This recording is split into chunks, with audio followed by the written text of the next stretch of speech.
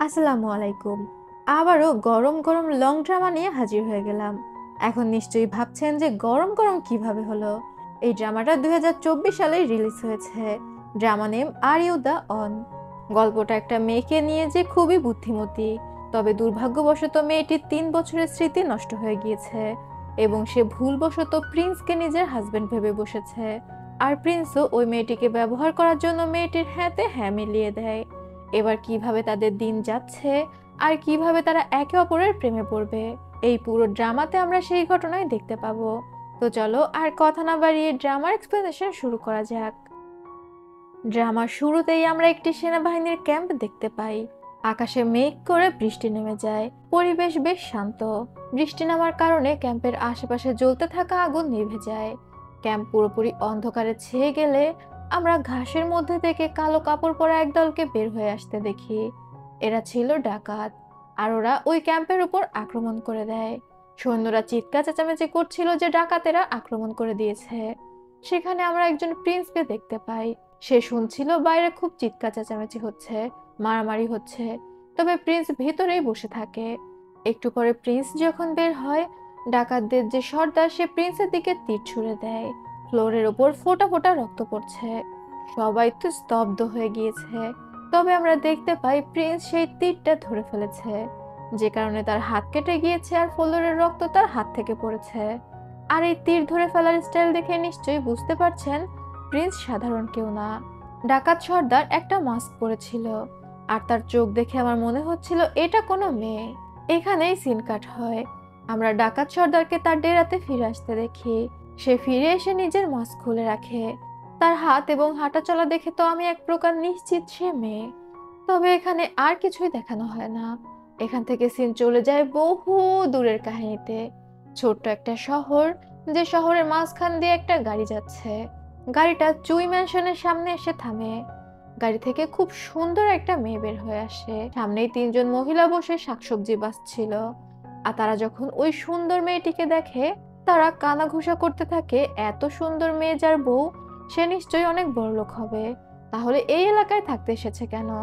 বোঝা যায় এটা একটু গরিবদের এলাকা, মানে একটু হিজিবিজি টাইপ আর কি। তারা বলাবলি করছিল এই প্যালেসের মাস্টার আগে বড়লোক ছিল, তবে হঠাৎ তার সম্পত্তি নষ্ট হয়ে গিয়েছে। এখন সে শহরের বাইরে একটা পোর্সেলিনের শপ চালায়, মানে কাচের থালা বাসনের আর কি। তবে এসব কথা ওই সুন্দরী মেয়েটি শুনতে পাচ্ছিল। সে ওইসব মহিলাদের দিকে এগিয়ে আসলে মহিলারা থেমে যায়। এই মেয়েটির নাম মিয়ানতাং। মিয়ানতাং সেখানে এসে একটা রুমাল তুলে দিয়ে বলে, আপনাদের এটা পড়ে গিয়েছিল। তখনই ন্যানি লি মিয়ানতাং এর কাছে এসে বলে, ম্যাডাম ভিতরে চলুন। ভেতরে আসতে আসতে ন্যানি লি মিয়ানতাংকে বলছিল, প্যালেসে থাকতে হয়তো আপনার কষ্ট হতে পারে, তবে আপনার নিরিবিলি জায়গাতে থাকা দরকার। আপনি অসুস্থ, যে কারণে মাস্টার এই ব্যবস্থা করেছে। আমরা জানতে পারি মিয়ানতাং অনেকদিন ধরে অসুস্থ এবং তার গত 3 বছরের কোনো স্মৃতিই মনে নেই। শুধু মনে আছে বিয়ের দিন সে বিয়ের গাড়িতে করে আসছিল। যা হোক, ন্যানেলি মিয়ানতাংকে বলে ওইসব মহিলাদের কথা কানে না নিতে, আর সব সময় তার মাস্টার মানে মিয়ানতাং এর হাজবেন্ডকে ভালোবাসতে। মিয়ানতাং এর হাজবেন্ড তার চিকিৎসার জন্য সমস্ত সম্পত্তি বিক্রি করে দিয়েছে, আর এখন শহরের বাইরে ছোট্ট একটা বিজনেস সামলাচ্ছে। মিয়ানতাং যেন কখনোই তার স্বামীর সাথে বেইমানি না করে। পরবর্তী সিনে দেখা যায় মিয়ানতাং জামা কাপড় গোছাতে গোছাতে নানি লিকে জিজ্ঞাসা করে তার হাজবেন্ডের এখানে কোনো জামা কাপড় নেই, তার হাজবেন্ড কি তার সাথে থাকে না। নানি লি তখন আবারও জ্ঞান দিতে শুরু করে, তার হাজবেন্ড তাকে খুবই ভালোবাসে, খুবই কেয়ার করে এগুলো। এখানে আমরা জানতে পারি মিয়ানতাং তার হাতে কোনো ব্যথা পেয়েছিল। মিয়ানতাং তখন একটা ছবি নানি লিয়ের দিকে এগিয়ে দিয়ে বলে, আমার হাত এখন ঠিক আছে। নানি লি এই ছবিটা বাইরের ঘরে টানিয়ে দিয়ে আসুন। লি তখন আর কোনো কথা না বলে সেখান থেকে চলে যায়। তখনই আমরা পাস্টের একটা সিন দেখতে পাই। মিয়ানতাং এর যখন জ্ঞান ফেরে, তখন সে ডাক্তারকে বলতে শোনে চুই জিউ মিয়ানতাং জেগে গিয়েছে। মিয়ানতাং বিয়ের দিন গাড়িতে আসতে আসতে শুনছিল তার হাজবেন্ডের নাম চুই জিউ। তখন মিয়ানতাং বুঝতে পারে যে এটা তার হাজবেন্ড। সাথে ওই লোকটির কোমরে একটা ব্যাগ ছিল, যেটা বিয়ের দিন মিয়ানতাং এর হাতে ছিল। এই দুইটা জিনিস মিলিয়ে মিয়ানতাং মনে করে সামনের এই লোকটি তার হাজবেন্ড, এবং সে ওই লোকটিকে হানি বলে ডাক দেয়। আর ওই লোকটি মিয়ানতাংকে তখন বলে, ডিয়ার তুমি চিন্তা করো না, আমি তোমার পাশেই আছি। এখান থেকেই সিন চলে যায় ডক্টর ঝাওয়ের কাছে, যাকে মিয়ানতাং এর হাজবেন্ড জিউ এসে বলে, যেমনটা ভেবেছিলাম লুয়েন মিয়ানতাংকে খোঁজার জন্য পুরো মাউন্টেন এলোমেলো করে দিয়েছে। আসলে মিয়ানতাং যাকে হাজবেন্ড বলে মনে করছিল, ও ছিল এই রাজ্যের জেনারেল লর্ড হুয়াইয়াং। লর্ড হুয়াইয়াং এর উপর দায়িত্ব ছিল ডাকাতদের ধরা। মাউন্ট ইয়াং নামে একটা মাউন্টেনে প্রচুর পরিমাণে ডাকাতের উপদ্রব ছিল, আর লর্ড হুয়াইয়াং ওই ডাকাতদেরই ধরতে চাচ্ছিল। সেখানেই একদিন এক ঝর্ণার নিচে সে মিয়ানতাংকে আহত অবস্থায় খুঁজে পায়। মিয়ানতাং এর হাতে শিরা কাটা ছিল। তবে জিউ জানতো মিয়ানতাং লু ওয়েন নামে একজনের ওয়াইফ। এই কারণে জিউ মিয়ানতাংকে ব্যবহার করে লুওয়েনকে ধরতে চাচ্ছিল। লুওয়েনকে কেন ধরতে চাচ্ছিল জানি না, তবে খুব সম্ভবত জিউ মনে করছিল লুওয়েনই হচ্ছে ডাকাত দলের সর্দার। যা হোক, ডক্টর ঝাও তখন বলে বেচারি মিয়ানতাং এর কিছুই মনে নেই, আর তুমি অলরেডি তাকে ব্যবহার করার প্ল্যান করে ফেলেছ।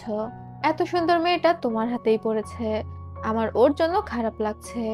জিউ তখন বলে হয়েছে, ওকে নিয়ে এত ভাবতে হবে না, ও সাধারণ কোনো মহিলা না।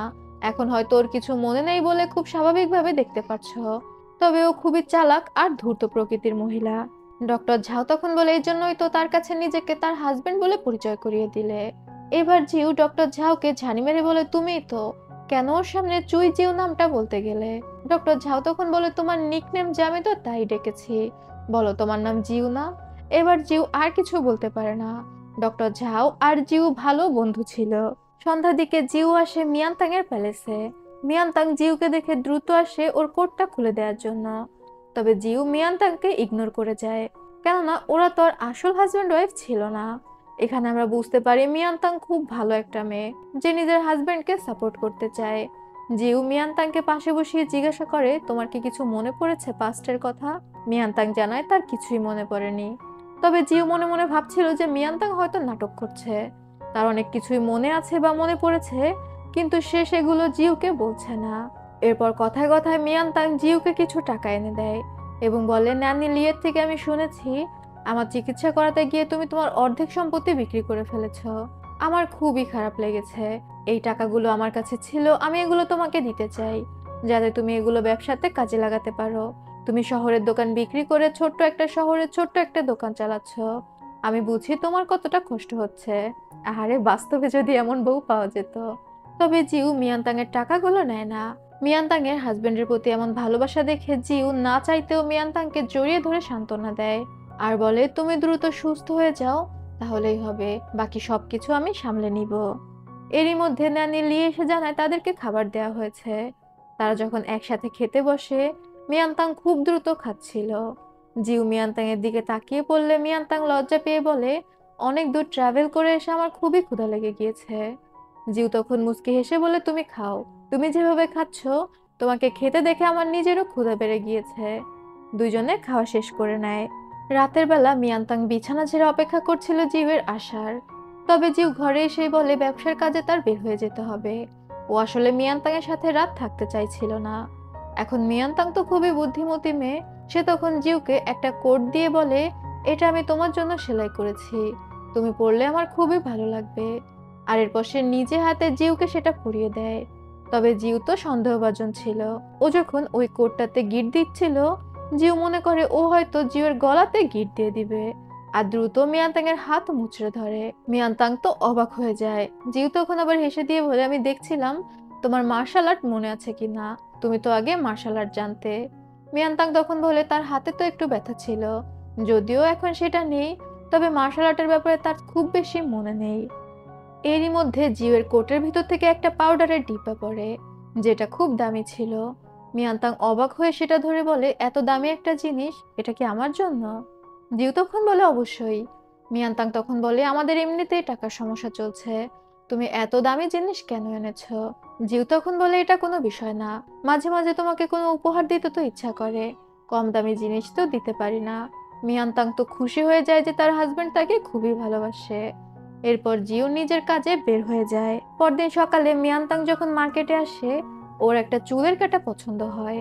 আসলে এখানে সব লোকই মোটামুটি ছিল জিউয়ের লোক। জিউ মিয়ানতাং এর উপর নজর রাখার জন্য বিভিন্ন পেশার লোক এখানে সেট করে রেখেছিল।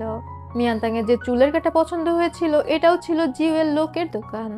সে মিয়ানতাংকে খুবই কম দাম বলে, তবে ন্যানিলি ওই লোককে চোখ গরম দিলে সে দামটা বাড়িয়ে দেয়।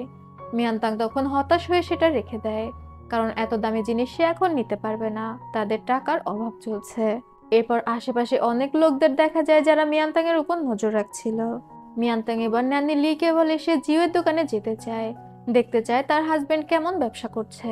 তবে জিওয়ের তো এখানে কোনো দোকান ছিলই না, সে তো এই শহরের জেনারেল।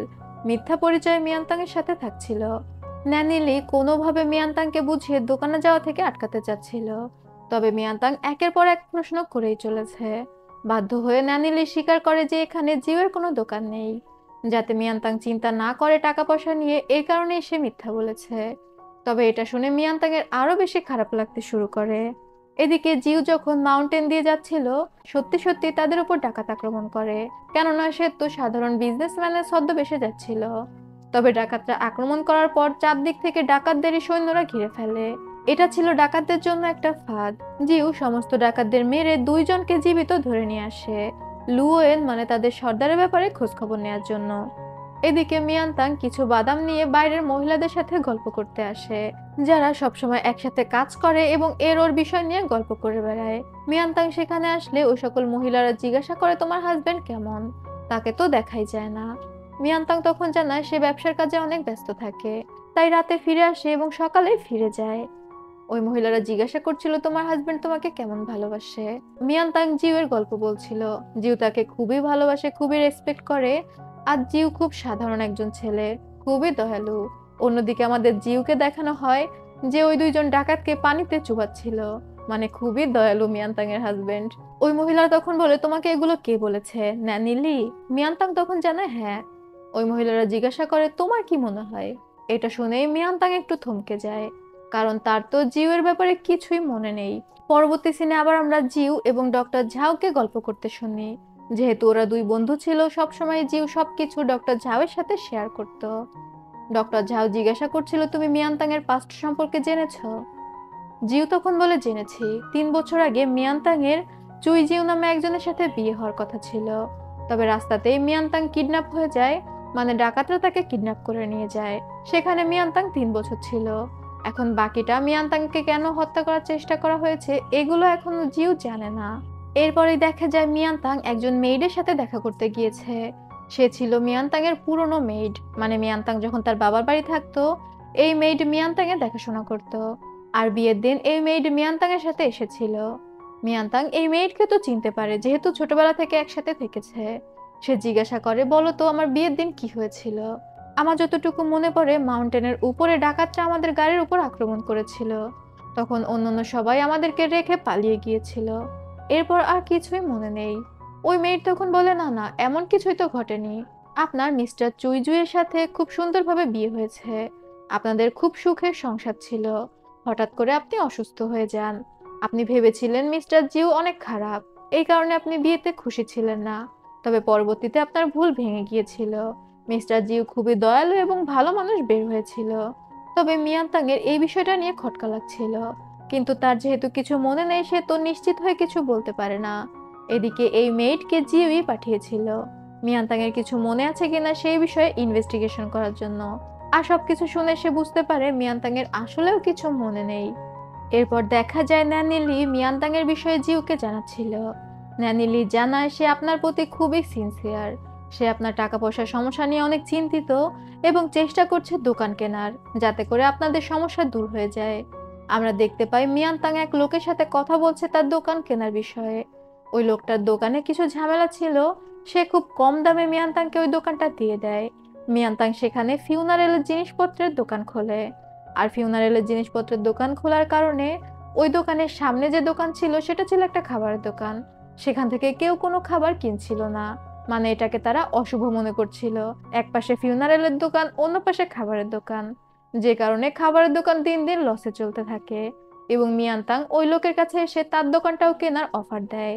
লোকটা তো প্রথমে দিতে চাচ্ছিল না, তবে মিয়ানতাং বলে যে আমার দোকানটা হচ্ছে ফিউনারেলের দোকান, তোমার দোকান কতদিনই বা তুমি চালাতে পারবে, আমি তোমাকে ভালো অ্যামাউন্ট বলছি, তুমি এটা সেল করে দাও। ওই লোকটি তখন বাধ্য হয়ে মিয়ানতাং এর কাছে দোকানটি বিক্রি করে দেয়। এই সবকিছু ন্যানি লি এসে জিউকে বললে জিউ তো অবাক হয়ে যায়। মিয়ানতাং কত ট্যালেন্ট একটা মহিলা। সে ইচ্ছা করে ফিউনারেলের দোকান খুলে পরের দোকানটিও কিনে নিল, যাতে করে দুইটা দোকান একত্রিত করে বড় একটা দোকান তৈরি করতে পারে। এটাকেই তো বলে বিজনেস মাইন্ড। এরপর মিয়ানতাং যখন তার দোকানের দিকে আসছিল, তখন চেন্তু নামে একজন মিয়ানতাংকে ডিস্টার্ব করছিল, যেহেতু ও খুবই সুন্দর। আর চেন্তু ছিল এখানকার সৈনিকদের যে হেড, তার ভাগ্নে। চেন্তু মিয়ানতাংকে চিপার দিকে ডাকছিল। মিয়ানতাং এর মেইট তো রেগে যায়, তবে মিয়ানতাং বলে আরে বিষয় না, ও যেহেতু আমাকে ডাকছে একটু যেই দেখি। মিয়ানতাং একটু নির্জন একটা জায়গায় যায়। চেন্তু তো খুশি হয়ে মিয়ানতাং এর কাছে আসে আর দৌড়ে এসে মিয়ানতাংকে জড়িয়ে ধরতে চায়, তবে মিয়ানতাং মার্শাল আর্ট জানতো। সে এক নিমিষে চেনকে ধরাশায়ী করে ফেলে এবং নিজের চুলের কাটা চেনের গলার মধ্যে ঢুকিয়ে দেয়।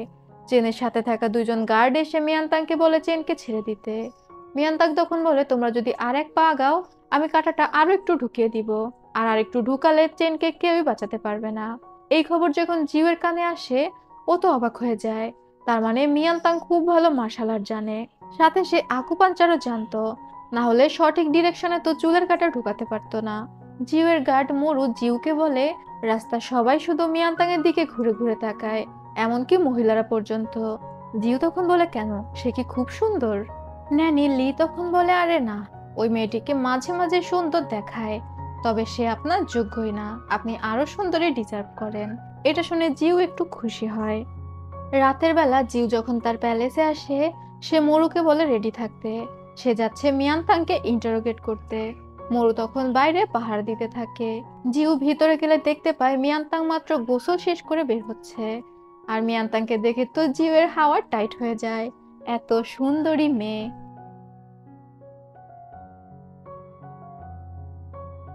মিয়ানতাং জিউকে দেখে বলে তুমি ফিরে এসেছো, একদম সঠিক সময় এসেছো, তোমাকে আমার অনেক কিছু বলার আছে। আর সে জিউকে পাশে বসিয়ে বলে সে এখানকার দুইটা দোকান কিনে নিয়েছে। জিউ তখন খুব গম্ভীরভাবে বলে আর? মিয়ানতাং বুঝতে পারে সে যে চেনকে নিজের কাটা মেরেছে। জিউ এই বিষয়টা জিজ্ঞাসা করছে। মিয়ানতাং তখন বলে চেন আমাকে ডিস্টার্ব করছিল। মিয়ানতাং টেবিল থেকে একটা নোট এনে দেখায়।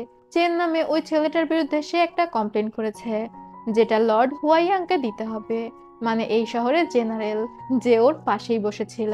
তবে ও তো আর চিনতো না। এটা শুনে জিও একটু কাশি দেয়। তারপর বলে তুমি এগুলো কোথা থেকে শিখলে?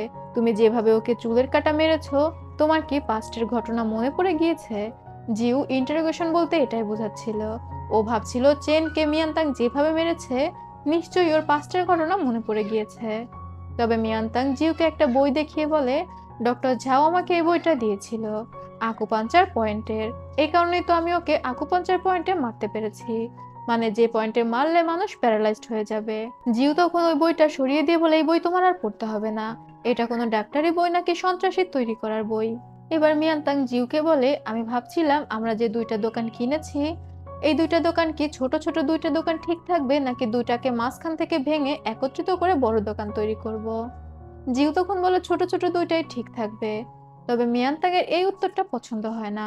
এরপর সে একটা কাচের ফুলদানি এনে জিউকে দেখায়, বলে যে তুমি যেহেতু পোর্সেলিনের ব্যবসা করো, তুমি নিশ্চয়ই জানবে এটাতে কি সমস্যা আছে। আমি লোকাল ফ্যাক্টরি থেকে এটা কিনে এনেছি। জিউ তখন ওটা ভালো মতো দেখে খুব একটা সমস্যা বের করতে পারে না। মিয়ানতাং তাকে ওই টপটা উল্টো করে দেখিয়ে দেয় যে পিছনের সাইডটা খুব একটা স্মুথ না, মানে এটার কাজটা খুব একটা ভালো হয়নি, তাই এইটাই প্রোডাক্ট দোকানে উঠালে খুব ভালো ব্যবসা হবে না। জিউ মিয়ানতাংকে কি ইন্টারোগেশন করবে, মিয়ানতাং উল্টা জিউকে ইন্টারোগেশন করতে থাকে, বলতে থাকে তুমি সত্যিই কি ব্যবসা করো, তুমি আমাকে খুলে বলো। এবার জিউ আর কি বলবে, ও তখন চিৎকার করে বলে আমি তোমাকে কি বলবো, আমি একটা ড্যান্ডি। ড্যান্ডি মানে হচ্ছে ফুলবাবু, যে কিছু করে না, খায় দায় ঘুরে বেড়ায়। বাইরে থেকে ন্যানি লি এবং মোরু এই চিৎকার শুনে হতবাক হয়ে যায়। এরপর আমরা দেখতে পাই ওরা মিয়ানতাংকে আবারও উল্টাপাল্টা বোঝাতে থাকে।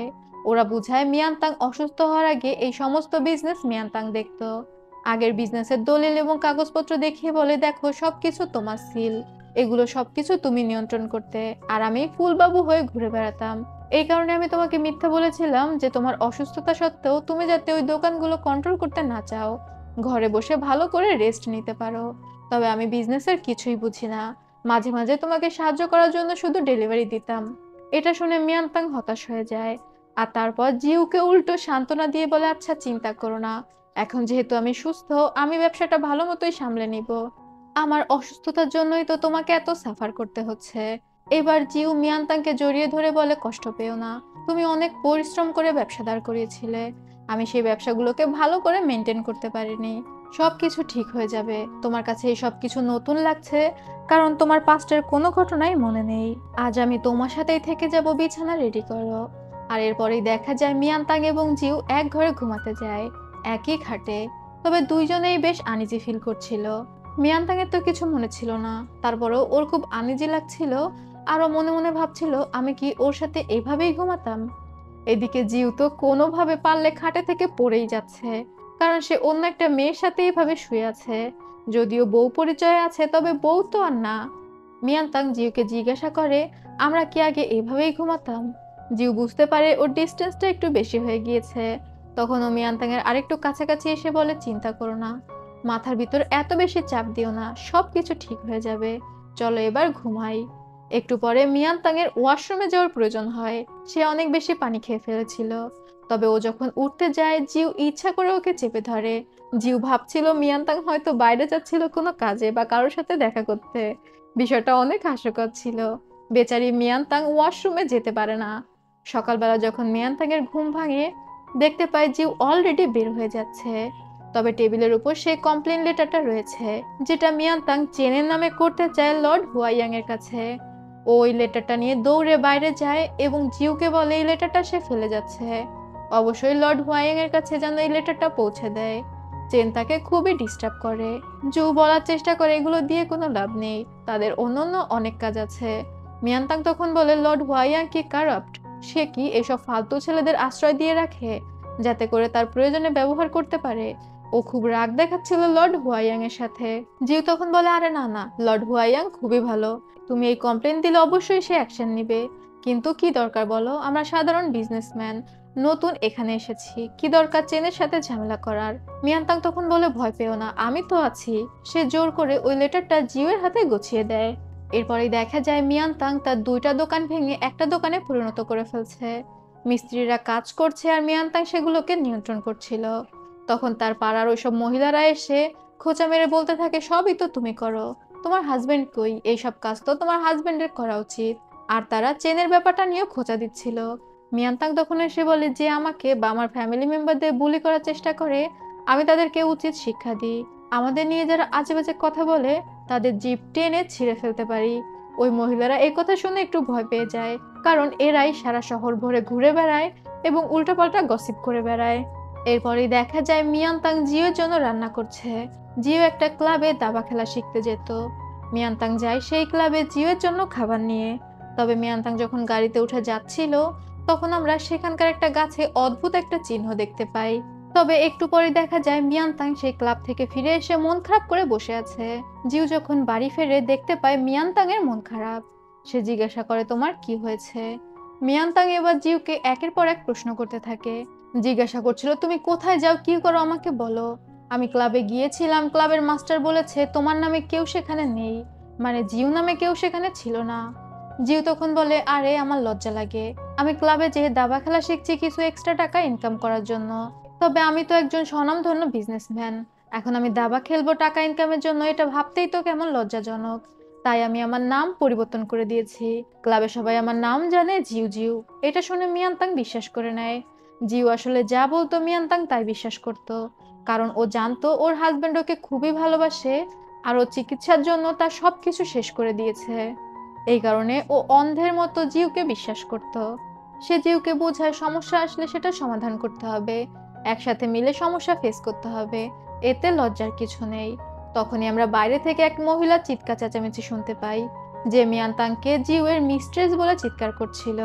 আসলে এখানকার মানুষজন খুব একটা ভালো ছিল না, এলাকাটাও অতটা উন্নত না। তবে জিউ যখন বের হয়ে জানতে পারে যে মিয়ানতাংকে এখানকার মানুষজন জিউয়ের মিস্ট্রেস মনে করে, মিস্ট্রেস বলতে বিয়ে করা বউ না, প্রেমিকা আর কি, যে কারণে জিউ রাতে আসে আবার সকালে চলে যায়। জিউ তখন ন্যানেলিকে ঝাড়ি মেরে বলে, আমাকে আগে বলবে না এখানকার মানুষজন আমার ওয়াইফকে মিস্ট্রেস মনে করে? আমি এটা কখনোই সহ্য করব না। আমি খুব দ্রুত একটা অনুষ্ঠানের আয়োজন করব, যাতে করে সবাই বুঝতে পারে যে মিয়ানতাং আমার ওয়াইফ, আমার ভালোবাসার ওয়াইফ। মিয়ানতাং এটা শুনে বলে, এগুলোর কোনো প্রয়োজন নেই, ওরা তো এমনিতেই গসিপ করতে পছন্দ করে। অনুষ্ঠানের আয়োজন করলে আমাদের অনেকগুলো টাকা চলে যাবে, এখন তো আমাদের টাকার সমস্যা, টাকা বাঁচিয়ে চলতে হবে। জিউ তখন বলে, তোমার সম্মানের জন্য যত টাকা যায় আমি খরচ করতে রাজি আছি, আগে তোমার সম্মান তারপর অন্য কিছু। টাকা তো ইনকাম করা যাবে, কিন্তু সম্মান একবার গেলে সেটা আর ফিরে পাওয়া যাবে না। মিয়ানতাং নিজের হাজবেন্ডের মুখে এমন কথা শুনে ইমোশনাল হয়ে যায়। রাতের বেলায় ওরা বসে যায় কাকে কাকে ইনভিটেশন করবে সেটার লিস্ট তৈরি করার জন্য।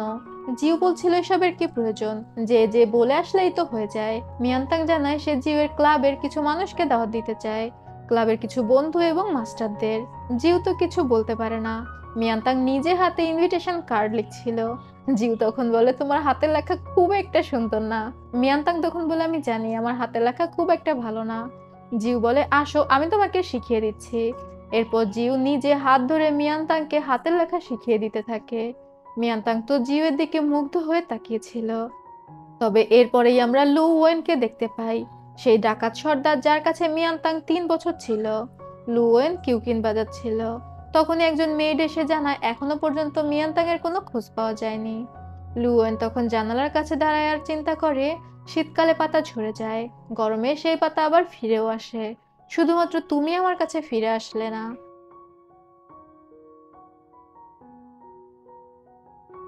সেখানে থাকা মেয়েড যার নাম ছিল ইয়ান, সে লুয়েনকে বলছিল মিয়ানতাং ফিরে আসুক বা না আসুক, আমি সবসময়ই আপনার পাশে আছি। এরই মধ্যে একজন স্পাই মতো প্রবেশ করে এবং জানায় আমরা মিয়ানতাং এর খোঁজ পেয়েছি। এটা শুনেই লুয়েন কিউকিন বাজানো বন্ধ করে দেয়।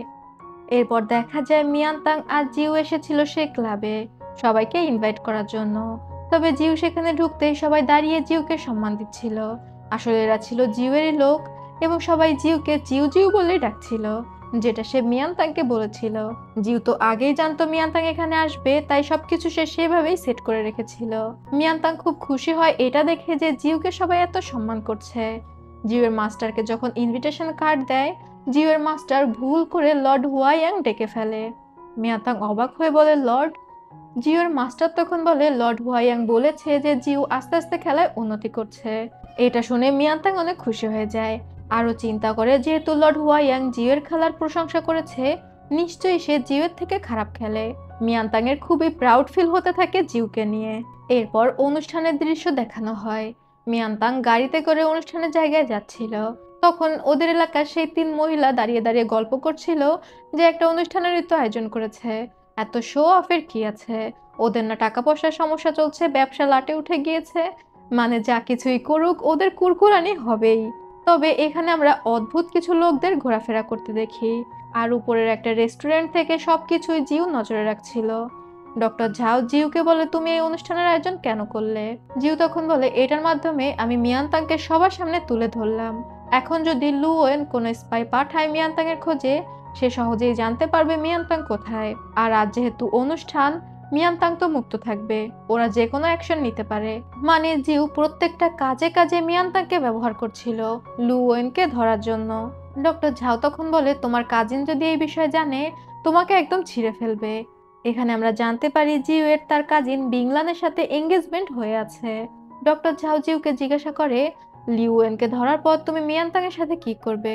তুমি কি ওকে মেরে ফেলবে? জিউ তখন বলে অবশ্যই। তখনই বাইরের একজন সাধারণ মানুষ ইচ্ছা করে ওদের গাড়ির সামনে কিছু একটা ভেঙে ফেলে। ও আসলে জিউয়েরই লোক ছিল। আর ওটা ভাঙার কারণে ঘোড়া ভয় পেয়ে লাফালাফি শুরু করে। গাড়ি ঘোড়া থেকে ছুটে যায় এবং পড়ে গাড়ি ভেঙে যায়। মিয়ানতাং ছিটকে পড়ে যায়। ঝাও তখন বলে ওঠে তুমি মিয়ানতাং এর সাথে এটা কিভাবে করতে পারলে? মিয়ানতাং এর মেয়ের যার নাম ছিল ফ্যাংশি, সে দ্রুত মিয়ানতাংকে ধরে। ফ্যাংশি মিয়ানতাংকে বলে আপনি তো পড়ে গিয়েছেন, এখন কি প্যালেসে ফিরে যাবেন? সেখানে আমরা সন্দেহভাজন কিছু লোকদের ঘোরাফেরা করতে দেখি। একটা মেয়েও উপস্থিত ছিল, তবে মিয়ানতাং এর তো আর সেদিকে খেয়াল নেই। মিয়ানতাং এর মেয়েড ফ্যাংশি মিয়ানতাংকে বলে ম্যাডাম চলুন আমরা ফিরে যাই। মিয়ানতাং তখন বলে না না, আমি অনেকগুলো লোককে ইনভাইট করেছি, আমি যদি এখন না যাই তাহলে তাদেরকে অসম্মান করা হবে। মোড় তখন গাড়ির সাথে থাকা ঘোড়াটা মিয়ানতাংকে এনে দেয়। মিয়ানতাং সেই ঘোড়া ছুটিয়ে সেখান থেকে চলে যায়, যেটা দেখে জিউ বলে এই মেয়ে আসলেও ডেঞ্জারাস। রাতের বেলা আমাদের অনুষ্ঠানের দৃশ্য দেখানো হয়। মিয়ানতাং ন্যানি লিকে জিজ্ঞাসা করছিল জিউ কোথায়, ও এখনো কেন আসেনি। ন্যানি লি তখন জানায় সে তার ক্লাবের বন্ধুদের সাথে নেশা করে অজ্ঞান হয়ে গিয়েছে, প্রচুর পরিমাণে ড্রিঙ্ক করার কারণে সে সবার সামনে আসতে পারবে না। মিয়ানতাংকে একাই সবকিছু সামলাতে হবে। মিয়ানতাং তখন বাধ্য হয়ে সবার সামনে যায় এবং সবার সাথে কথা বলে সবার সাথে একসাথে ড্রিঙ্ক করে। তবে উপর থেকে জিউ এগুলো দেখছিল, সে ইচ্ছা করেই সবার সামনে যায়নি। কেননা দূর থেকে ও নজর রাখছিল যে সন্দেহজনক এখানে কেউ আছে কিনা। মরু জিউকে খবর দেয় যাদের যাদের ইনভাইট করা হয়েছে তারা ছাড়াও এখানে 10-12 জন লোক আছে যারা এক্সট্রা। বিশেষ করে মিয়ানতাং এর ঠিক পাশেই একজন মেইড দাঁড়িয়েছিল যাকে দেখেই পুরো অচেনা লাগছিল। তবে এই মেইড আর কেউ না, লুয়েনের সাথে যে মেইড দাঁড়িয়েছিল সেই মেইড। আর তার চোখ দেখেই মনে হচ্ছিল সে মিয়ানতাং এর উপর প্রচন্ড ক্ষেপে আছে। মিয়ানতাং যখন সেখান থেকে ভিতরে আসছিল ওই মেইড মিয়ানতাংকে ফলো করতে শুরু করে। আমরা ওর হাতে একটা ছুরি দেখতে পাই, তার মানে ও এখানে মিয়ানতাংকে মারার জন্য এসেছিল, যাতে করে লুয়েন মিয়ানতাংকে আর কখনো খুঁজে না পায় আর ও লুয়েনের সাথে থাকতে পারে। যা হোক, ওই মেইড মিয়ানতাংকে মারার সুযোগ পাচ্ছিল না, কারণ মিয়ানতাং গেট থেকে বের হতেই তার কিছু মহিলাদের সাথে দেখা হয়ে যায়। ওইসব মহিলারা আবার মিয়ানতাংকে বলছিল, যেহেতু অনুষ্ঠানের আয়োজন করেছেন, আজ রাত তো আপনাদের বাসর রাত, কোনো হাজবেন্ড যদি তার ওয়াইফের জন্য অনুষ্ঠানের আয়োজন করে তাহলে সেদিন রাতে তারা একসাথে খুব সুন্দরভাবে কাটায়। এগুলো শুনে মিয়ানতাং তো একটু লজ্জা পাচ্ছিল। এরই মধ্যে ন্যানিলি এসে জানায় জিউ মিয়ানতাংকে পাশে একটা রুমে ডেকেছে। মিয়ানতাং যেন দ্রুত সেখানে চলে যায়, মানে জিউ মিয়ানতাংকে ভিড় থেকে আলাদা করে দিচ্ছিল যাতে করে লুয়েন মিয়ানতাংয়ের সাথে দেখা করতে পারে। ডক্টর ঝাও জিউকে বলে, প্যালেসের চারপাশে তো তোমার গার্ড রয়েছে, তাহলে অপরিচিত সবাইকে ধরে ফেলছো না কেন? জিউ তখন বলে, আমার টার্গেট হচ্ছে লুয়েন, ওদের লিডার। তবে এখানে লুয়েন এখনো পর্যন্ত পৌঁছায়নি। আমি ভালো করেই খেয়াল করেছি। আমি মিয়ানতাংকে টোপ হিসেবে ব্যবহার করছি এই কারণে যাতে লুয়েন দেখা দেয়, আর এখনো পর্যন্ত লুয়েন দেখা দেয়নি, তাই আমি কাউকেই ধরবো না। এদিকে মিয়ানতাং যখন একা একা রুমে বসেছিল কেউ একজন তার রুমের মধ্যে বিষাক্ত ধোঁয়া ছেড়ে দেয়।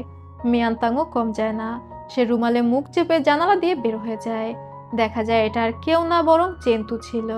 মিয়ানতাং দ্রুত যখন বাইরে আসে লুয়েনের সেই মেয়েট তার সামনে আসে। মিয়ানতাং তখন বলে, ওদিকে যেও না, ওদিকে কেউ একজন এসেছে যে আমার রুমে ধোঁয়া প্রবেশ করিয়েছে, ওদিকে বিপদ আছে, মেয়েদের জন্য সেফ না। এটা শুনে ওই মেয়েট অবাক হয়ে বলে, মিয়ানতাং তুমি আমাকে চিনতে পারোনি? আমি ইয়ান। মিয়ানতাং তখন বলে, তোমাকে আমি চিনতাম নাকি? আসলে আমি অনেক কিছুই ভুলে গিয়েছি, তাই হয়তো চিনতে পারছি না। ইয়ান অবাক হয়ে চিন্তা করতে থাকে, মিয়ানতাং কি সবকিছু ভুলে গিয়েছে? এদিকে জিউ মনে করে লুয়েন হয়তো মিয়ানতাং এর ঘরে চলে এসেছে, তাই সে লুয়েনের খোঁজে মিয়ানতাং এর ঘরে আসে। কিন্তু মিয়ানতাং এর ঘরে তো ছিল চেন। সে মিয়ানতাংকে সুইট হার্ট সুইট হার্ট বলে ডাকছিল, অনেকটা ড্রিঙ্ক করেছিল আর বলছিল, আজ আর তুমি আমার থেকে পালাতে পারবে না, আজ আমি তোমার সাথে থাকবই। হঠাৎ চেন পাশে থেকে একটু আওয়াজ শুনতে পায়, যেটা ছিল জিউয়ের আওয়াজ। চেন তখন ভাবে সেখানে মিয়ানতাং আছে আর সোজা চলে যায় জিউয়ের কাছে। জিউ তখন চেনের হাত মুচড়ে ধরে। এরই মধ্যে মিয়ানতাং সেই ঘরে আসে এবং ওই গরম পানির পাত্র চেনের দিকে ছুঁড়ে দেয়। মিয়ানতাং কিছু না দেখে ছুঁড়ে দিয়েছিল, যেটা জিউয়ের গায়ে লেগে গিয়েছে। এখান থেকেই সিন কাট হয়। দেখা যায় মিয়ানতাং জিউয়ের পিঠে ওষুধ লাগিয়ে দিচ্ছে আর বলছিল, আমি তো ভাবতেই পারিনি তুমি এখানে থাকবে, আমি বুঝতে পারলে কি আর তোমার গায়ে পানি দিতাম বলো? জিউ তো মনে মনে ফুঁসছিল। মিয়ানতাং ওষুধ লাগিয়ে সেখানে ফু দিয়ে দেয়। জিউ তখন বলে, এগুলো কোনো বিষয় না, ঠিক হয়ে যাবে। তবে মিয়ানতাং মনে মনে খুবই খুশি ছিল, কারণ তার হাজবেন্ড তার হয়ে স্ট্যান্ড নিয়েছে, চেনকে শিক্ষা দিয়ে দিয়েছে। মিয়ানতাং যখন জিউয়ের পিঠে ফু দিয়ে দিচ্ছিল জিউ মনে মনে চিন্তা করে, আসলেই কি ওর কিছু মনে নেই, নাকি এখনো আমার সাথে নাটক করছে। এরই মধ্যে একজন মেইড এবং ন্যানিলি ভিতরে আসে। তারা একটা ল্যাম্প নিয়ে এসেছিল, যে ল্যাম্পের উপরে কিছু প্রিন্টের মতো দেয়া ছিল। এগুলো আসলে সবই ডাকাতদের সিম্বল, যেটা এই ল্যাম্পে জিউই প্রিন্ট করেছে এবং মিয়ানতাং এর সামনে নিয়ে এসেছে। ও এটা পরখ করে দেখার চেষ্টা করছিল যে মিয়ানতাং এর কিছু মনে পড়ে কিনা এই চিহ্নগুলো দেখে। তবে মিয়ানতাং এর কিছুই মনে পড়ে না। সে উল্টে বলে, এই প্রিন্টগুলো খুব সুন্দর, প্রিন্টগুলোর জন্য ল্যাম্পটাকে ইউনিক মনে হচ্ছে। জিউ জিজ্ঞাসা করে, তোমার কি কিছু মনে পড়ছে? মিয়ানতাং তখন বলে, না কিছু তো মনে পড়ছে না, তবে খুবই মাথা ব্যথা করছে। জিউ তখন বলে, সারাদিন তুমি অনেক পরিশ্রম করেছো তো, এজন্য হয়তো তোমার মাথা ব্যথা করছে, চলো এখন তোমার রেস্ট নেওয়ার সময়। রাতের বেলা মিয়ানতাং এবং জিউ যখন ঘুমাচ্ছিল মিয়ানতাং ওই মহিলাদের কথা মনে করতে থাকে, হাজবেন্ডরা ওয়াইফদের জন্য অনুষ্ঠান কেন আয়োজন করে এগুলো। অন্যদিকে জিউ তো ছিল তার ধান্দায়। সে আবারও মিয়ানতাংকে জিজ্ঞাসা করে, তোমার কি কিছু মনে পড়ছে? মিয়ানতাং তখন মনে করে সে ওই মহিলাদের কথা বলছে, মানে ওই মহিলারা তাকে কিছু বলেছে সেইগুলো মনে আছে কিনা। মিয়ানতাং জিউকে বলে, আমি তো ভেবেছিলাম একটু আস্তে আস্তে তোমার কাছে আসব, তবে তুমি যেহেতু আমার জন্য আজ এত বড় অনুষ্ঠানের আয়োজন করেছো এটা তো তোমার প্রাপ্যই। এটা বলে ও কম্বলের মধ্যে ঢুকে যায়। জিউ বলে তুমি কম্বলের মধ্যে কি করছো? মিয়ানতাং তখন বলে আমি আমার কাপড় খুলছি। জিউ শক্ত করে মিয়ানতাংকে ধরে ফেলে আর বলে না না, তোমার কাপড় খোলার প্রয়োজন নেই। মিয়ানতাং তখন বলে তুমি আমার হাজবেন্ড, আমার একদমই তোমার থেকে লজ্জা পাওয়া উচিত না। জিউ তখন বলে তুমি ঠিক ভেবেছো, আমাদের সবকিছু আস্তে আস্তে করা উচিত, তাড়াহুড়ো করা উচিত না। মিয়ানতাং বেচারি কিছুই তো বুঝতে পারছিল না। পরদিন সকালেই ও ডক্টর ঝাউকে জিজ্ঞাসা করে জিউয়ের কি সমস্যা, সে ওর কাছে আসে না কেন। এবার ডক্টর ঝাউ কি বলবে, কিছু বলে তো এড়াতে হবে। ও তখন বলে আসলে তোমাকে বললে জিউ নিজেকে অনেক ছোট বোধ করতো। জিউয়ের আসলে ফিজিক্যাল প্রবলেম রয়েছে। এখন পুরুষ মানুষ তো তাদের বউয়ের কাছে এগুলো স্বীকার করে না, তবে সমস্যা নেই, চিকিৎসা দিলে ও সুস্থ হয়ে যাবে। মিয়ানতাং তখন মাথা নেড়ে বলে ও আচ্ছা, এই কারণে ও আমার কাছে আসে না। কিন্তু জিউ যখন জানতে পারে যে ডক্টর ঝাও মিয়ানতাংকে এইসব বলেছে, ও তো ডক্টর ঝাওকে মারতে থাকে, বলে যে এক্সকিউজ দেওয়ার জন্য কি তুমি আর কিছু পেলে না, আমার ফিজিক্যাল সমস্যা রয়েছে। ডক্টর ঝাও তখন বলে আরে এত চিন্তা নিচ্ছ কেন, আমি ওকে বলেছি চিকিৎসা করলে ঠিক হয়ে যাবে, কিছু খাবারের কথাও বলে দিয়েছি। তবে জিউ ডক্টর ঝাওকে বলে তুমি আমাকে আর কত জ্বালাবে, এটা বলে ও ডক্টর ঝাওয়ের গলা টিপে ধরে। পরবর্তী সিনে দেখা যায় জিউ ডাকাতদের ওইসব সিম্বল নিয়ে কিছু একটা দেখছিল। তখনই মরু এসে তাকে জানায় মিয়ানতাং গাড়ি নিয়ে বের হয়ে গিয়েছে। তখন জিউ মনে করে মিয়ানতাং হয়তো লুয়েনের সাথে দেখা করতে গিয়েছে, কারণ ও জঙ্গলের দিকে গিয়েছিল। তখন জিউ অনেকগুলো গার্ড নিয়ে জঙ্গলের ভিতরে অপেক্ষা করতে থাকে। দেখতে পায় মিয়ানতাং গাড়ি থামিয়ে কারোর জন্য অপেক্ষা করছে। জিউ তো এক প্রকার নিশ্চিত হয়ে যায় যে লুয়েনের সাথে দেখা করার জন্যই মিয়ানতাং এসেছিল। কিন্তু একটু পরে সেখানে ডক্টর ঝাও আসে, যেটা দেখে জিউ তো অবাক হয়ে যায়। ডক্টর ঝাও আর মিয়ানতাং একটা বাড়ির দিকে এগিয়ে যাচ্ছিল। তখন মরু আর অন্য একটা গার্ড আলোচনা করতে থাকে ওরা এমন জঙ্গলের মধ্যে দেখা করতে এসেছে কেন, ওদের মধ্যে কি কোনো সম্পর্ক আছে।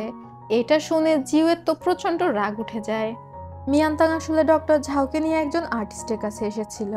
এই আর্টিস্ট পোর্সেলিনের থালাবাটির ওপর আর্ট করতে জানতো। জিউ একটু এগিয়ে এসে দাঁড়ায় যাতে করে ওদের কথা শুনতে পারে।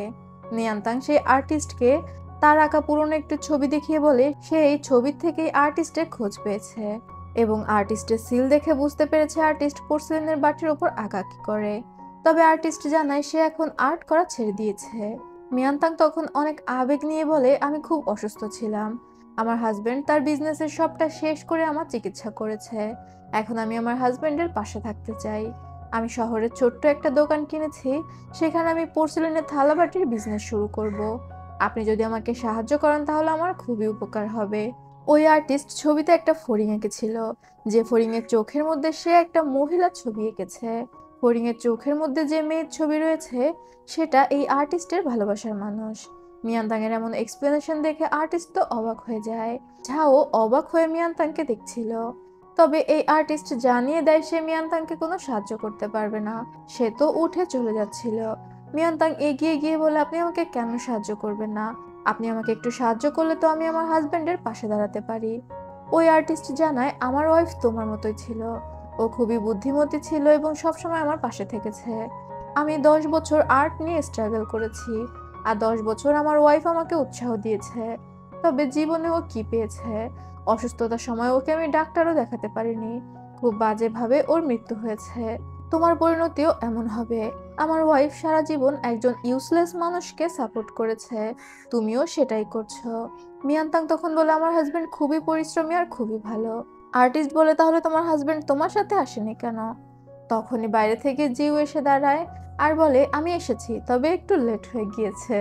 এখান থেকেই সিন কাট হয়। দেখা যায় মিয়ানতাং গটগট করে হেঁটে আর্টিস্টের বাড়ি থেকে বের হয়ে আসছে।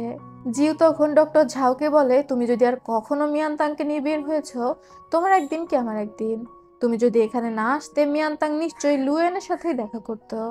ঝাও তাকে বোঝানোর চেষ্টা করে যে তারা একসাথেই এই আর্টিস্টের কাছে আসার কথা, মাঝে শুধু ঝাওয়ের একটু দেরি হয়ে গিয়েছে। তবে জিওর অনেক হিংসা হচ্ছিল। সে ঝাওকে বলে তুমি আর কখনোই মিয়ানতাংয়ের সাথে দেখা করবে না। ঝাও তখন বলে তোমাকে রাগানোর জন্য হলেও আমি দেখা করব। আর গাড়ি দিয়ে আসতে আসতে জিউ ডিরেক্ট মিয়ানতাংকে বলে তুমি আর কখনো ডক্টর ঝাওয়ের সাথে দেখা করবে না। মিয়ানতাং তখন বলে কেন, তুমি কি জেলাস? সে তো আমাদের উপকারী করছে, সেই তো আমাকে এই আর্টিস্টের ঠিকানা এনে দিয়েছে। জিউ তখন বলে না, আমি কেন জেলাস হব, কিন্তু ও একদমই ভালো না, তোমার উচিত না ওর সাথে দেখা করা আর এভাবে অচেনা কারোর সাথে বাইরে ঘোরাঘুরি করা। মিয়ানতাং বুঝতে পারে যে জিউ জেলাসিতে ভুগছে। তখন ও মুচকি মুচকি হাসতে থাকে। পরবর্তী সিনে দেখা যায় মিয়ানতাং এর দোকান চালু হয়ে গিয়েছে, তবে কোনো কাস্টমারই তার দোকানে যায়নি। এই কারণে সে রাস্তা থেকে একজনকে ধরে নিয়ে যায়, যে সকাল থেকে মিয়ানতাং এর দোকানের সামনে দিয়ে ঘোরাঘুরি করছিল। ও ছিল জিউয়ের একজন স্পাই, মিয়ানতাং এর উপর নজর রাখছিল। তবে মিয়ানতাং তো এগুলো জানে না। কিন্তু ওই স্পাই ভিতরে গিয়ে অবাক হয়ে যায়। মিয়ানতাং তার একটা প্লেটে ডাকাতদের সিম্বল প্রিন্ট করে রেখেছে। সে অবাক হয়ে জিজ্ঞাসা করে, মিস, এই সিম্বলটা কিসের? মিয়ানতাং তখন বলে, এই সিম্বলটা আমি একটা ল্যাম্পে দেখেছিলাম, যেটা জিউ ওকে দেখিয়েছিল ওর কিছু মনে পড়ে কিনা এটা বোঝার জন্য। তবে মিয়ানতাং এর এই সিম্বল ভালো লাগায় সে এটা প্লেটেই করে ফেলেছে। ওই স্পাই তখন প্লেটটা কিনে নিয়ে গিয়ে জিউকে দেখায়। জিউ হতাশ হয়ে প্লেটটার দিকে তাকিয়ে থাকে, আর এটা নিশ্চিত হয়ে যায় যে মিয়ানতাং এর আসলেও কিছু মনে নেই। তা না হলে তো সে এমন সিক্রেট সিম্বল প্লেটের উপর প্রিন্ট করে দিত না। সারাদিন মিয়ানতাং এর দোকানে কোনো কাস্টমার আসে না। তবে সন্ধ্যার দিকে একজন বৃদ্ধ আসে, আর সে এসে ডাকাতদের সিম্বল করা সেই প্লেটের সবগুলো কিনে নিয়ে যায়। মিয়ানতাং তো অনেক খুশি হয়ে যায়। ও ভাবে এই সিম্বলটা ওর মতো সবারও ভালো লেগেছে। আর রাতের বেলা খেতে খেতে ও জিউকে জানায় আজ ওর ব্যবসা খুবই ভালো হয়েছে। তবে ওই বৃদ্ধকে জিউই পাঠিয়েছিল। এটা তো আর সাধারণ কোনো সিম্বল না যে মিয়ানতাং দোকানে বিক্রি করতে থাকলো। যাতে করে এই সিম্বল কারো চোখে না পড়ে যায়, এই কারণেই জিউ সবগুলো প্লেট একজনকে দিয়ে কিনিয়ে নিয়েছিল। আর মিয়ানতাং তো এটা ভেবে খুশি ছিল যে ওর ব্যবসা ভালো চলছে। তবে তখনই বাইরে থেকে কেউ একজন চিৎকার চেঁচামেচি করতে থাকে। সে চিৎকার করে মিয়ানতাংকে ডাকছিল। এটা ছিল চেনতু এর মামা। চেনতুকে খুঁজে পাওয়া যাচ্ছে না, তাই সে মিয়ানতাং এর কাছে এসেছে ওর খোঁজ নিতে। মেয়েড দরজা খুলে দিলে চেনতু এর মামা এসে মিয়ানতাং এর উপর চিল্লাচিল্লি করতে থাকে। সে চিৎকার করে বলছিল, আমার ভাগ্নেকে এখনই বের করে দাও। তুমি জানো আমি কত শক্তিশালী? এমনকি লর্ড হুয়াইয়াং আমাকে ভাই রেখেছে। ভেতর থেকে জিউ এগুলো শুনছিল। ও তখন বের হয়ে এসে বলে, লর্ড হুয়াইয়াং তোমাকে ভাই বলেছে বলে কি তুমি আরেকজনের বাড়িতে এসে চিল্লাচিল্লি করবে? তোমার ভাগ্নে একজন মহিলার ঘরে প্রবেশ করে তাকে অসম্মান করার অন্যায় করেছে, আর এই অন্যায়ের শাস্তি 100টা বেত্রাঘাত এবং 3 বছরের জেল। দেখো গিয়ে লর্ড হুয়াইয়াং তাকে জেলে না দিয়ে দিয়েছে। তবে ওই লোক তো চিনতে পারে যে এটাই লর্ড হুয়াইয়াং। আর জিউ যেহেতু এইভাবে কথা বলছিল, ওই লোক তখন ভয়ে সেখান থেকে মাফ চেয়ে চলে যায়। মিয়ানতাং তখন হেসে দিয়ে বলে, এই তো তুমি সাহসীর মতো কাজ করেছ। জিউ তখন বলে, সে তো সাহসী, তবে লর্ড হুয়াইয়াংও অনেক ভালো। দেখলে তো চেনতুকে ঠিকই শাস্তি দিয়েছে, যেহেতু তুমি অভিযোগ করেছিলে। মিয়ানতাং তখন বলে, এই লোক লর্ড হুয়াইয়াং এর নাম ভাঙিয়ে সারা শহরের মানুষদের বিরক্ত করে বেড়ায়। লর্ড হুয়াইয়াংকে আসলেও বিশ্বাসযোগ্য, নাকি সে সব অপরাধীদের আশ্রয় দিয়ে বেড়ায়? বেচারা জিউ সেখানে বোকার মতো দাঁড়িয়ে থাকে। ওকে মিয়ানতাং খুবই খারাপ ভাবতো। তবে তখনই জিউ খেয়াল করে গাছের পিছন থেকে কেউ একজন সরে গিয়েছে, মানে ওদের ঘরের ওপর কেউ একজন নজর রাখছিল। পরবর্তী সিনে আমাদের জিউয়ের মায়ের জন্মদিনের দৃশ্য দেখানো হয়। হলে যাওয়ার পথে জিউয়ের মা জিউকে বলছিল, তোমার সাথে বিংলানের বিয়ে ঠিক হয়ে রয়েছে, কবে যে তুমি বিয়ে করবে? ও খুবই ভালো একটা মেয়ে। এখানে আমরা বিংলানকে দেখতে পাই। জিউ তখন বলে, ও তো একটা ষড়যন্ত্রী, আমার মনে হয় না ওর আমার বিয়ে হবে। জিউয়ের মা তখন বলে, ও সাধারণ একটা মেয়ে, তোমার চোখে তো সবাইকেই ষড়যন্ত্রী মনে হয়। এরই মধ্যে সেখানে জিউয়ের বড় ভাই আসে, যার নাম ছিল জিংদি। এরপর সবাই মিলে হলের উদ্দেশ্যে রওনা দেয়। সেখানে অন্যান্য গেস্টরা উপস্থিত ছিল এবং খুব সুন্দরভাবে জিউয়ের মায়ের জন্মদিন পালন করা হয়। জন্মদিনের অনুষ্ঠানের শেষে জিউ একটা লেকের পাড়ে গিয়ে দাঁড়িয়ে থাকে। তখন সেখানে বিংলান যায় জিউয়ের জন্য স্যুপ নিয়ে। জিউ তখন বলে, রেখে দাও, এখন আমার খাওয়ার ইচ্ছা করছে না। বিংলান পাশে সেই স্যুপের বাটি রেখে দেয়। জিউ টেবিলে বসতে বসতে বিংলানকে জিজ্ঞাসা করে, তুমি নাকি লিংকুয়ান শহরে গিয়েছিলে? লিংকুয়ান শহর হচ্ছে সেই ছোট্ট শহরটা যেখানে মিয়ানতাং থাকতো, মানে জিউ তাকে লুকিয়ে রেখেছিল। বিংলান তখন বলে, তার কিছু পোর্সেলিনের জিনিসপত্র কেনার দরকার ছিল, তাই সে সেই শহরে গিয়েছিল। তবে সেখান থেকে তার তেমন কিছুই পছন্দ হয়নি। জিউ তখন বলে, ভবিষ্যতে যদি তোমার কিছু প্রয়োজন হয় তাহলে তুমি আমার কাছে এসে বলবে, তোমার যা প্রয়োজন হবে আমি তোমাকে এনে দিব। বিংলান এটা শুনে খুশি হওয়ার ভান করে আর স্যুপ দেয় জিউয়ের কাছে। তবে জিউ স্যুপ না খেয়ে সেখান থেকে চলে যায়। এরপর জিউ যখন তার স্টাডিতে বসেছিল, মরু এসে তাকে জানায় যে বিংলানের বাবা এসেছে জিউর সাথে দেখা করতে। জিউ শুনতে পায় বাইরে থেকে বিংলানের বাবা চিৎকার করে বলছে, আমি কিছুদিন পর লর্ড হুয়াইয়াং এর শ্বশুর হব, কেন আমাকে তোমরা ভেতরে যেতে দিচ্ছ না? আসলে জিউই নিষেধ করেছিল তাকে ভিতরে আসতে দিতে। জিউ এটা শুনে রাগে বই ছুঁড়ে ফেলে দেয়। ও বিংলানদের পরিবারকে সহ্যই করতে পারছিল না। এদিকে আমরা বিংলান আর তার মাকে কথা বলতে শুনি। বিংলান লিংকন শহরে গিয়েছিল আসলে মিয়ানতাং এর ব্যাপারে খোঁজ খবর নিতে, আর সে খোঁজ খবর নিয়েও এসেছিল। বিংলানের মা বলছিল, তুমি কিভাবে সহ্য করছো? কিছুদিন পর তোমার হোয়াইয়াং এর সাথে বিয়ে হবে, আর এখনো অন্য মেয়ের সাথে থাকছে। বিংলান তখন বলে, আমি ওর লিগ্যাল ওয়াইফ হব। আর ওই মেয়েটা আগে ডাকাতদের ডেরাতে থাকতো, এখন নিজের চেহারা দিয়ে বড়লোক ছেলেদের ভুলাচ্ছে। এরকম দু একটা তো থাকবেই। বিংলানের মা তখন বলে, তুমি আমার মতো ভুল করো না। আমি ওল্ড লর্ডকে বুইড়া ভেবে বিয়ে করিনি, বিয়ে করেছি তোমার বাবাকে। অথচ এখন দেখো আমার পজিশন কোথায়, আর আমার বোনের কোথায়। সে গ্র্যান্ড বার্থডে সেলিব্রেট করছে আর আমি এখানে বসে আছি। বিংলান তখন বলে, মা এসব বলো না, আন্টি আমাদের একমাত্র ভরসা। আর তারপর একটু এগিয়ে এসে বলে, হুয়াইয়াং আমাকে বিয়ে করলেই হলো, ওর ভালোবাসা তো আমার প্রয়োজন নেই।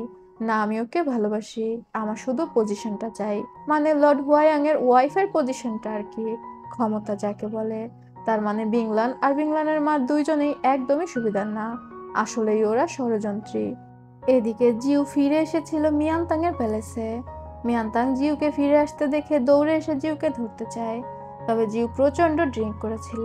সে বারবার মিয়ানতাংকে তার কাছ থেকে সরে যেতে বলছিল। জিউ ডিরেক্ট এসে শুয়ে পড়ে। মিয়ানতাং জিউর কাপড় চেঞ্জ করে দিতে চায়, তবে জিউ বলে, কোনো প্রয়োজন নেই, তুমি আমার থেকে দূরে থাকো। ও বারবার জিউকে ম্যানেজ করার চেষ্টা করছিল। জিউ তখন বলে, তুমি আমাকে একবারও জিজ্ঞাসা করলে না আমি কেন ড্রিঙ্ক করেছি? মিয়ানতাং তখন বলে, মানুষ তখনই ড্রিঙ্ক করে যখন তার খুব দুঃখ হয়।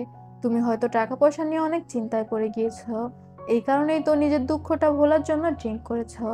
চিন্তা করো না, যেহেতু আমাদের বিয়ে হয়েছে, আমরা তো হাজবেন্ড ওয়াইফ, আমরা দুইজন সমস্ত বিপদ একসাথে সামলে নিব। তোমার যদি টায়ার্ড লাগে, তুমি জাস্ট ফিরে এসে রেস্ট নিও। জিউ এটা শুনে অবাক হয়ে বলে, জানো, কেউ আমাকে কখনোই বলেনি যে আমি রেস্ট নিতে পারি। সবাই আমার উপর শুধু দায়িত্ব আর দায়িত্ব চাপিয়ে দেয়। সাধারণ পরিবারে জন্মগ্রহণ করার এটাই হয়তো শান্তি, একটু রেস্ট নেওয়া যায়। মিয়ানতাং তো জিউয়ের কথা কিছুই বুঝতে পারে না। জিউ সেখানে আবার শুয়ে পড়ে। মিয়ানতাং আস্তে করে জিউয়ের কাপড় চেঞ্জ করে দিতে থাকে। জিউ তখন মিয়ানতাংয়ের দিকে এক ধ্যানে তাকিয়ে থাকে। এখান থেকে আমাদের পাস্টের একটা সিন দেখানো হয়, যেখানে জিউ মিয়ানতাংকে খুঁজে পেয়েছিল। একটা ঝর্ণার নিচে মিয়ানতাংকে প্রায় মৃত অবস্থায় জিউ খুঁজে পায়। পরদিন সকালে জিউয়ের যখন ঘুম ভাঙেও বের হয়ে আসে, দেখতে পায় মিয়ানতাং কাজ করছে। মিয়ানতাংকে খুবই সুন্দর লাগছিল, যেটা দেখে তো জিউ মুগ্ধ হয়ে যায়। মিয়ানতাং জিউকে দেখে ওকে ডাকে। জিউ তখন মিয়ানতাং এর কাছে এসে বলে, এত বেশি কাজ করো না, একটু রেস্ট নিও, বিজনেসটা এত বেশি জরুরি না, তুমি অসুস্থ। মিয়ানতাং তখন বলে সে সবকিছু সামলে নিবে। এরপর ঘরে গিয়ে জিউ মিয়ানতাংকে কিছু টাকা দেয়, বলে এগুলো সে দাবা খেলে জিতেছে। মিয়ানতাং টাকাগুলো দেখে ইমোশনাল হয়ে যায়। জিউ অবাক হয়ে বলে, এটা কি অনেক কম টাকা? আচ্ছা চিন্তা করো না, এরপর আমি অনেক ভালো করে খেলবো আর অনেক বেশি টাকা উপার্জন করব। কিন্তু মিয়ানতাং তো প্রায় কান্না করে ফেলেছিল। আসলে ও এটা ভেবে কান্না করছিল যে ওর এত ভালো বিজনেসম্যান স্বামী দাবা খেলে টাকা ইনকাম করছে। জিউ তখন মিয়ানতাং এর কাঁধে হাত রেখে তাকে সান্ত্বনা দেয়। পরবর্তী সিনে দেখা যায় মিয়ানতাং বড় একটি পোর্সেলিনের শপে গিয়েছে। ও আসলে বোঝার চেষ্টা করছিল যে তারা কি ধরনের প্রোডাক্ট রাখে, যে কারণে সব সময় তাদের দোকানে কাস্টমার থাকে। তবে মিয়ানতাং এখানে কাস্টমার সেজে এসেছিল, আর ওই শপের কর্মচারী মিয়ানতাংকে চিনতে পারে না। সে মিয়ানতাংকে ঘুরে ঘুরে সবকিছু দেখাচ্ছিল। একটা বাটির নিচে সিল টাইপ দেখে মিয়ানতাং জিজ্ঞাসা করে, এটা কিসের সিল? ওই কর্মচারী তখন জানায় এটা হচ্ছে তাদের পোর্সেলেন কমিউনিটি সিল। এই সিল থাকলে রয়্যাল ফ্যামিলি থেকে প্রোডাক্ট কিনে নিয়ে যায়। তার মানে সবাই রয়্যাল ফ্যামিলিতে প্রোডাক্ট বিক্রি করতে পারে না, আর রয়্যাল ফ্যামিলিরাও সব দোকান থেকে কিনে না। শুধুমাত্র এই পোর্সেলেন কমিউনিটির আন্ডারে যে 8টি শপ রয়েছে তাদের কাছে থেকে কেনে। এই কারণে এসব দোকানে বেশি কাস্টমার থাকে। তখন সেখানে আমরা একটা মেয়েকে দেখতে পাই, যে মিয়ানতাংকে দেখে বলে, মিস মিয়ানতাং, আপনার কাস্টমার সাজার অভিনয় করতে হবে না, আমি জানি এখানে আপনি নতুন একটা পোর্সেলিনের শপ দিয়েছেন। মিয়ানতাং তখন হাসতে হাসতে এগিয়ে এসে বলে, আপনি বুদ্ধিমতী, এই কারণেই তো আপনি এত সুন্দরভাবে ব্যবসা নিয়ন্ত্রণ করতে পারছেন। এই মেয়েটিকে মিয়ানতাং মিসেস হি বলে ডাকছিল, মানে মিস্টার হি এর ওয়াইফ, যারা পোর্সেলিন কমিউনিটির লিডার ছিল। মিয়ানতাং মিসেস হিকে বলে, সত্যি বলতে আমি পোর্সেলিন কমিউনিটিতে অ্যাড হতে চাই। মিসেস হি তখন বলে, অবশ্যই, তাহলে আপনি আপনার হাজবেন্ডকে পাঠিয়ে দিবেন। মিয়ানতাং জানায় ওর হাজবেন্ড ব্যবসা সম্পর্কে ভালো কিছু বোঝে না, তাই ওকেই অ্যাড হতে হবে। মিসেস হি তখন বলে, তাহলে আপনি বাদ দিন, কারণ পোর্সেলেন কমিউনিটি কোনো মহিলা সদস্য গ্রহণ করে না। পরবর্তী সিনে দেখা যায় মিয়ানতাং তার বাড়িতে বসে বসে পোর্সেলেনের জিনিসপত্র ঘাটাঘাটি করছিল। ও সবসময় ওর বিজনেসের কাজ নিয়ে ব্যস্ত থাকতো, কারণ এই ব্যবসাটাকে দাঁড় করানোর জন্য মিয়ানতাং অনেক চেষ্টা করছিল। তখন জিউ সেখানে এসে মিয়ানতাং এর হাত মাসাজ করে দিতে দিতে বলে, তুমি একটু রেস্ট নাও, তোমার হাতের ব্যথাও ঠিক হয়নি। মিয়ানতাং তখন বলে সে একটা সিদ্ধান্ত নিয়েছে, সে পোর্সেলিন কমিউনিটিতে যোগ দিবে। এটা শুনে জিউ অবাক হয়ে যায় আর বলে, কি দরকার, যেভাবে ব্যবসা চালাচ্ছিলে আস্তে আস্তে করে চালাতে থাকো, আমরা তো নতুন দোকান খুলেছি, তুমি এত অস্থির হচ্ছ কেন? আস্তে আস্তে ব্যবসায় উন্নতি হবে। মিয়ানতাং তখন বলে, পোর্সেলিন কমিউনিটিতে যোগ না দিলে সে রয়্যাল প্রোডাক্ট সেল করতে পারবে না, বা রয়্যাল ফ্যামিলি থেকে কেউ তার কাছ থেকে কিনতেও আসবে না। তাই ব্যবসায় আগাতে হলে তার পোর্সেলিন কমিউনিটিতে যোগ দিতেই হবে। জিউ তখন বলে, আমি তোমাকে নিষেধ করেছি, এই ব্যাপারে আমি আর কোনো কথা শুনতে চাই না। এটা বলে রেগে জিউ সেখান থেকে বের হয়ে যায়। মিয়ানতাং বুঝতে পারে না জিউ হঠাৎ করে এমন রেগে গেল কেন। পরবর্তী সিনে আমাদের পোর্সেলেন কমিউনিটি দেখানো হয়, যেখানে সমস্ত ব্যবসায়ীরা বসেছিল কোনো একটা মিটিং এ। মিসেস হি সেখানে চা দিচ্ছিল। তবে চা দেওয়া শেষ হতেই মিস্টার হি তার ওয়াইফকে বলে, তুমি এখন যেতে পারো, মহিলা মানুষের বিজনেসের কথাবার্তার মধ্যে থাকা ঠিক না। এমন অপমানজনকভাবে কথা বলায় মিসেস হিয়ের একটু খারাপ লাগে। তবে আশেপাশে সবাই যে যার মতো চা খাচ্ছে, আড্ডা দিচ্ছে, যেন এখানে কিছু হয়নি। বোঝা যায় এরা সবাই মেয়েদেরকে অনেক ছোট করে দেখে। তবে মিসেস হি যখন বের হয়ে আসছিল, তখন দেখতে পায় মিয়ানতাং ভিতরে যাচ্ছে। মিয়ানতাং এর দোকানের নাম ছিল ইয়াও শাও পোর্সেলেন শপ। মিস্টার হি মিয়ানতাংকে দেখে বলে, ইয়াও শাও পোর্সেলেন শপ থেকে অবশেষে কেউ আসলো, তবে একটা মহিলা কেন? সেখানকার সবাই কানাঘুষা করছিল যে মহিলা কেন পাঠানো হয়েছে, ওর হাজবেন্ড কোথায়? মিয়ানতাং তখন জানায় এই সবটা সে নিজেই চালায়। মিস্টার হি তখন বলে, তারা কোনো মহিলা মানুষকে তাদের কমিউনিটিতে নিবে না। মিয়ানতাং তখন বলে, তাহলে তো আমি কোনো সার্ভেন্টকে পাঠালেই হতো, আপনারা হয়তো মালিকের থেকে সার্ভেন্টের সাথে কথা বলতেই বেশি কমফোর্টেবল ফিল করবেন। সবাই বলতে থাকে মিয়ানতাং কত বেয়াদব। মিস্টার হি তখন বলে, আপনার হাজবেন্ড কি অযোগ্য? তাহলে ব্যবসা আপনি পরিচালনা করেন কেন? এবার মিয়ানতাং বলে, আপনি কি তাহলে অযোগ্য? আপনি আপনার ওয়াইফকে দোকানে পাঠান কেন? মানে দুই পক্ষের একটা তর্কাতর্কি লেগে যায়। মিস্টার হিয়ের তো প্রচন্ড গায়ে লেগে যায়। সে মিয়ানতাংকে বলে, আচ্ছা আপনি যদি কোনো রয়্যাল কয়েন নিয়ে আসতে পারেন, মানে রয়্যাল ফ্যামিলিতে প্রোডাক্ট সেল করতে পারে, তাহলে সে মিয়ানতাংকে কমিউনিটিতে নিয়ে নিবে। এখন কমিউনিটি সিল ছাড়া তো মিয়ানতাং কোনো রয়্যাল ফ্যামিলিতে প্রোডাক্ট সেল করতে পারবে না। ও চিন্তা করছিল ও এখন কি করবে। তখনই মিয়ানতাং দেখতে পায় একটা জটলা। এগিয়ে গিয়ে দেখে সেখানে একটা নোটিশ টানানো হয়েছে, লর্ড হুয়ায়াং এখানে আসবে, নদীতে বাঁধ তৈরি হবে সেটার উদ্বোধন করার জন্য। এটা দেখে মিয়ানতাং কিছু একটা ভেবে দৌড় লাগায় বাড়ির দিকে।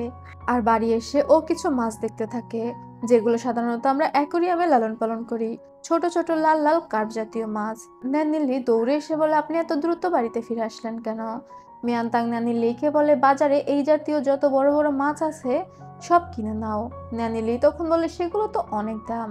মিয়ানতাং তখন বলে, বড় কিছু পেতে হলে ছোট কিছু তো স্যাক্রিফাইস করতেই হবে। এটা বলে ও হেসে দিয়ে চলে যায়। পরবর্তী সিনে আমাদের বাঁধের উদ্বোধনের কাজ দেখানো হয়। সেখানে লর্ড হুয়ায়াং মানে জিউ উপস্থিত ছিল, সাথে ছিল জেনারেল শি, যার সাথে জিওর সম্পর্ক অতটা ভালো ছিল না। তবে রয়্যাল ফ্যামিলিতে তো সম্পর্ক ভালো না থাকলেও উপর দিয়ে হেসে কথা বলতেই হবে। সেখানে ওরা হেসে হেসে কথা বলছিল। বাঁধের উদ্বোধনের কাজ সম্পন্ন হয়। তখনই কেউ একজন চিৎকার করে বলে ওঠে, কার্পো মাছ ধরা পড়েছে। আর এটা ছিল একটা শুভ লক্ষণ। জেনারেল শি তখন হুয়াইয়াং মানে জিউকে বলে, আপনাকে তো দেখি হ্যাবেনও সাহায্য করছে, কত ভালো একটা লক্ষণ দেখতে পেলেন বাঁধের কাজ শুরু করার সাথে সাথেই। প্রথমে তো হুয়াইয়াং কিছু বুঝতে পারে না। মিয়ানতাং মোরুকে আগেই বলে রেখেছিল বড় একটা পোর্সেলেনের বাটি আনার জন্য। সেখানে চারজনে মিলে বড় একটা পোর্সেলেনের বাটি নিয়ে আসে। আর যে মাছগুলো পাওয়া গিয়েছিল সেগুলো ওই পোর্সেলেনের বাটির মধ্যে রেখে দেওয়া হয়। সেই বাটি ধরে নিয়ে আসা হয় জিউয়ের সামনে। সবাই তো অনেক খুশি হয়েছিল, কিন্তু জিউ খেয়াল করে ওই বাটিটাতে ইয়াওশাও পোর্সেলেন শপে সিল রয়েছে।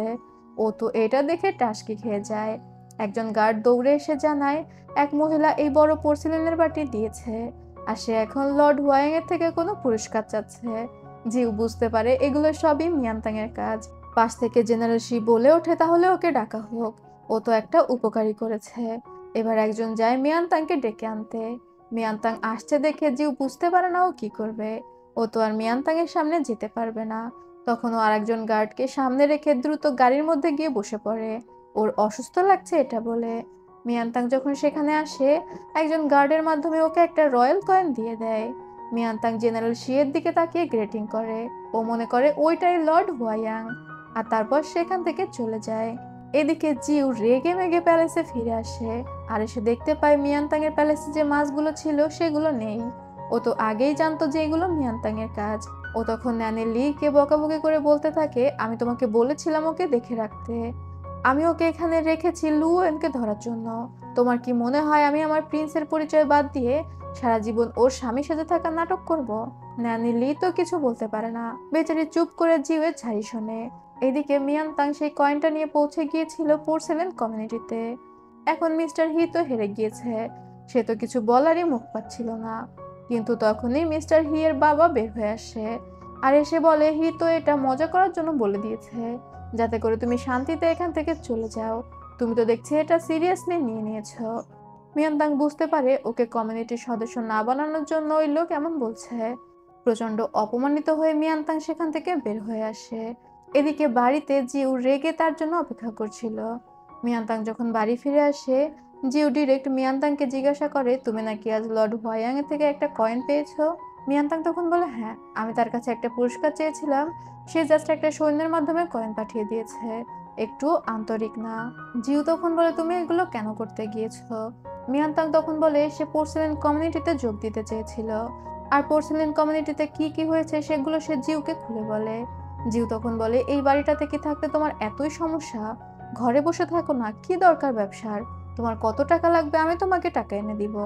এটা শুনে মিয়ানতাং বলে, আমি তো তোমাকেই সাপোর্ট করতে চেয়েছি, তুমি নিজেই তো বলেছো আগেও ব্যবসা আমি সামলাতাম, তাহলে কি তুমি আমাকে ব্যবসার জন্য যেসব উৎসাহ দিতে সেগুলো কি মুখে মুখে বলতে? এখন আমি বাইরে যেতে শুরু করেছি, কাজ করতে শুরু করছি, এগুলো তোমার ভালো লাগছে না? মিয়ানতাং বলে, তুমি অলস এটা আমি মেনে নিতে পারি, কিন্তু তুমি ভীতু এটা আমি মেনে নিতে পারি না। জিউ তখন রেগে বলে, তোমার কি আমার কোনো কথা কানে যায় না? তোমাকে বলেছি ঘরে থাকতে ঘরে থাকবে, ব্যবসা আজ থেকে বন্ধ। মিয়ানতাং তখন বলে, আমার হাজবেন্ড তো এমন হতে পারে না। জিউ রেগে বলে, আমি হতে পারি। এবার মিয়ানতাং এর খুবই খারাপ লাগে, আর ও রেগে সেখান থেকে চলে যায়। জিও সেখানে বসে রাগে ফুসফুস করতে থাকে। ড্রামার আজকের পর্বটা এখানেই শেষ করছি। বন্ধুরা, কেমন লাগছে ড্রামাটি অবশ্যই কমেন্ট করে জানাবে। আর যদি তোমাদের একটু সময় হয় তাহলে আরো একটা কথা বলতে চাই। আমার যে ছোট চ্যানেলটা ছিল যেখানে আমি আইকির একটা ড্রামা এক্সপ্লেন করছিলাম, আইকি কোম্পানি অলরেডি ওই ড্রামাতে কপিরাইট দিয়ে দিয়েছে। এই কারণে আমি ওই ড্রামাটা আর কন্টিনিউ করতে পারবো না। তবে আমার ভালো লাগছে এটা ভেবে যে ভাগ্য ভালো আমি ওই ড্রামাটা ছোট চ্যানেলে শুরু করেছিলাম। তবে আমার মাথায় অন্য একটা আইডিয়া ঘুরছে। আমি চাচ্ছিলাম তোমাদের সবার চিন্তা ভাবনা শেয়ার করতে, মানে তোমরা আমাকে তোমাদের জীবনের কাহিনী, না বলা কথা, কাউকে যদি কিছু বলতে চাও, যা কিছু পেজে সেন্ড করে দেবে, আমি সেটা সবাইকে জানানোর ব্যবস্থা করব। মানে তোমাদের গল্প আমি ভিডিও আকারে তৈরি করে ওই চ্যানেলে আপলোড করে দিব। যদি আইডিয়াটা তোমাদের ভালো লাগে তাহলে অবশ্যই কমেন্ট করে জানাবে। আজ তবে যাচ্ছি, আল্লাহ হাফেজ।